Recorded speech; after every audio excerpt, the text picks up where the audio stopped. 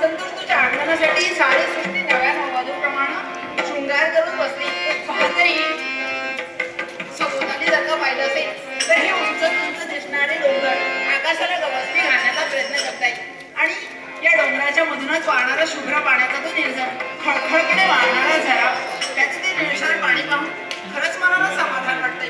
आणि लेरीदार उंच वृक्ष पाहिल्यावर असं वाटतंय जणू काही ते आकाशाची स्पर्धा करण्याचा प्रयत्न करतायत आणि त्यांना लपेटून त्या साऱ्या वेली एकसारख्या त्यांच्या वरवर गेलेत आणि त्या वेलींना फुलांचा बर आलाय, फुलांचा बर आलाय, फुलांचा बर आलाय.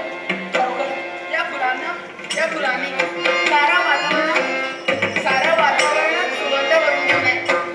या झडपीकडे जर का पाहिलं असेल तर हिरवं नाजूक हिवलसं गवत साऱ्या धरतीवर जणू काही हिरवागार गालीचा पसरल्याप्रमाणे भासतोय आणि तिथे फुललेली ती नाजूक फुलं काव्यात्मक कल्पना करायची झाली तर असं वाटतं हिरवे हिरवे गार गालीचे हरिततृणांच्या मखमालीचे त्या सुंदर मखमालीवर ती फुलराणी खेळत होती. जणू अशा तऱ्हेचं आयुष्यभर भासतंय.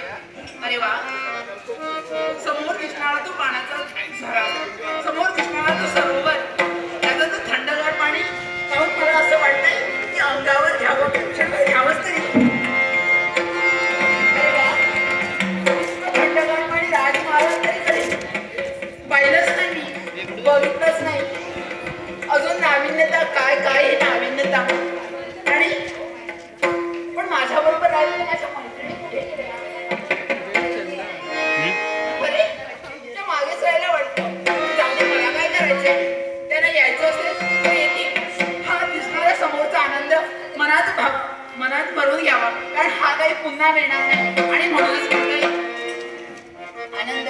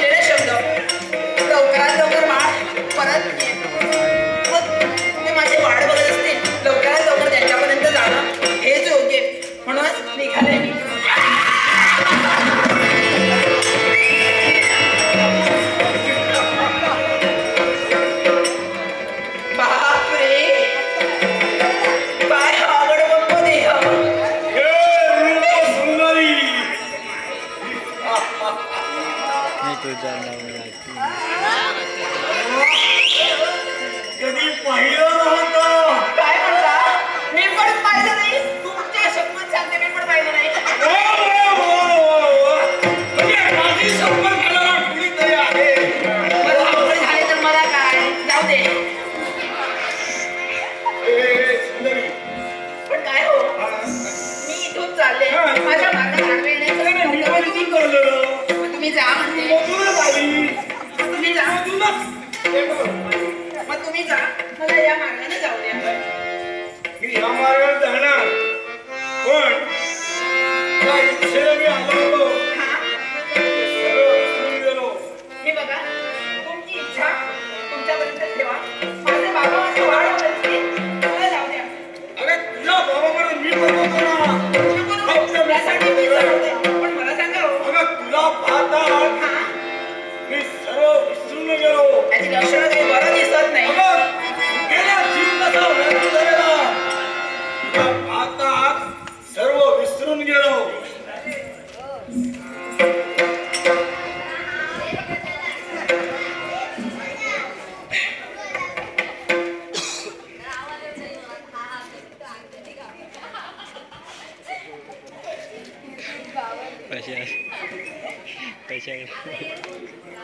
कैलासवासी पेंडुरकर यांच्या स्मरणार्थ की पेंडुरकरांनी माझ्या